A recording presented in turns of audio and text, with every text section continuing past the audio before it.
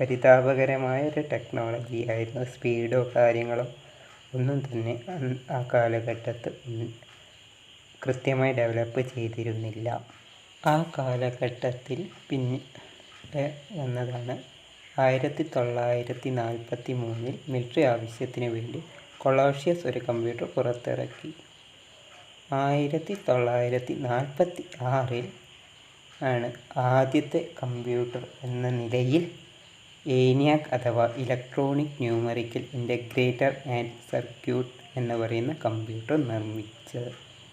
അതാണ് നിലവിൽ കമ്പ്യൂട്ടറിൻ്റെ ആദ്യ കമ്പ്യൂട്ടർ എന്ന നിലയിൽ പ്രസിദ്ധമായത് ഈ കമ്പ്യൂട്ടറാണ്.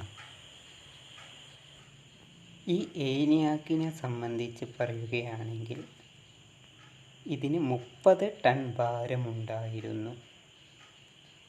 18,000 വാക്വം ട്യൂബ് ആണ് ഉപയോഗിച്ചത്. വാക്വം ട്യൂബ് എന്ന് പറയുന്നത് ആ കാലഘട്ടത്തിൽ ഇലക്ട്രോണിക് ഉപകരണങ്ങളിൽ ഉപയോഗിച്ചിരുന്ന ടെക്നോളജിയായിരുന്നു വാക്വം ട്യൂബ്. ആ കാരണം കൊണ്ട് തന്നെ അത് വളരെ വളരെ വലിയ ഒരു കമ്പ്യൂട്ടർ ആയിരുന്നു. ഇതിൻ്റെ മറ്റൊരു പ്രത്യേകതയായിരുന്നു ഇതിന് OS അഥവാ ഓപ്പറേറ്റിംഗ് സിസ്റ്റം ഇല്ലായിരുന്നു എന്ന കാര്യം.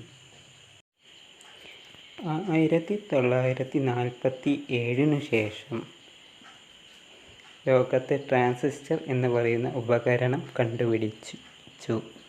ഈ കണ്ടുപിടുത്തത്തിനു ശേഷമാണ് രണ്ടാം ഘട്ട ജനറേഷൻ തുടങ്ങുന്നത്. 1951 ആദ്യത്തെ കമ്പ്യൂട്ടർ പുറത്തിറങ്ങുന്നത്. രണ്ടാമത്തെ ജനറേഷനിൽ ആദ്യത്തെ കമ്പ്യൂട്ടർ പുറത്തിറങ്ങുന്നത് 1951 ആണ്. ആദ്യത്തെ കമ്പ്യൂട്ടറാണ് യൂണിവാക് 1. യൂണിവാക്കിൻ്റെ പൂർണ്ണരൂപം യൂണിവേഴ്സൽ ഓട്ടോമാറ്റിക് കമ്പ്യൂട്ടർ അഥവാ യൂണിവാക് 1 ആണ്. ഈ കാലഘട്ടത്തിലുള്ള കമ്പ്യൂട്ടറുകളിൽ ടാപ്പ് ഡിസ്കുകൾ അഥവാ പഴയ ടാപ്പ് റെക്കോർഡറുകൾ പോലുള്ള സംഭവമാണ് ടാപ്പ് ഡിസ്ക്.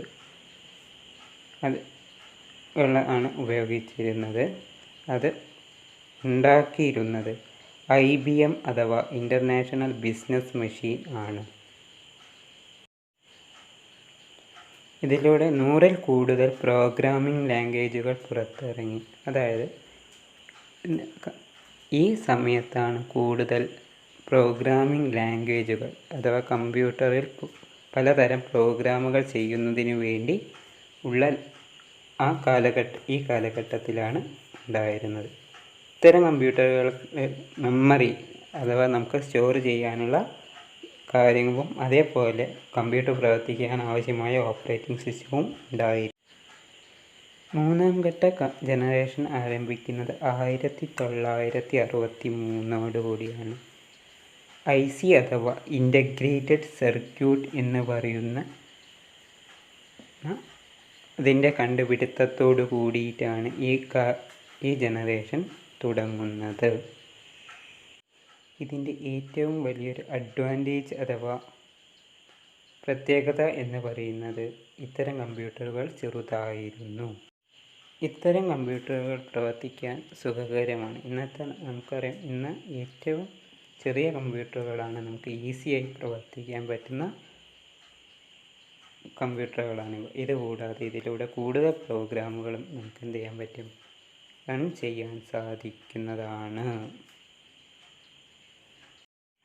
1980 ഏറ്റവും പ്രശസ്തമായ കമ്പനിയായ മൈക്രോസോഫ്റ്റ് ഓഫീസ് ഒരു ഓപ്പറേറ്റിംഗ് സിസ്റ്റം ഡെവലപ്പ് ചെയ്തു. അതാണ് MS-DOS. 1990 ശേഷം MS-DOSന് പകരം മൈക്രോസോഫ്റ്റ് വിൻഡോസ് എന്ന് പറയുന്ന ഓപ്പറേറ്റിംഗ് സിസ്റ്റം വന്നു. ഇതിൻ്റെ ഏറ്റവും വലിയ അഡ്വാൻറ്റേജ് എന്ന് പറയുന്നത് ഗ്രാഫിക് ഇൻ്റർഫേസ്. നമുക്ക് പിക്ചറുകളും കാര്യങ്ങളും നമുക്ക് പിക്ചറുകളും അതേപോലെ ബാക്കിയുള്ള ഗ്രാഫിക്സും നമുക്ക് ഈ കമ്പ്യൂട്ടറിലൂടെ കാണാൻ സാധിക്കും എന്നതാണ്.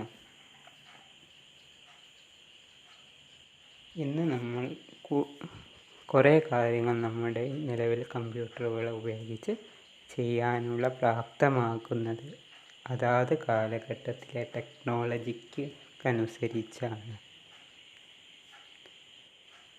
നിങ്ങൾക്ക് ഈ വീഡിയോ ഇഷ്ടമായെങ്കിൽ നിങ്ങൾ തീർച്ചയായും ലൈക്ക് ചെയ്യുക, സബ്സ്ക്രൈബ് ചെയ്യുക, കമൻറ്റ് ചെയ്യുക.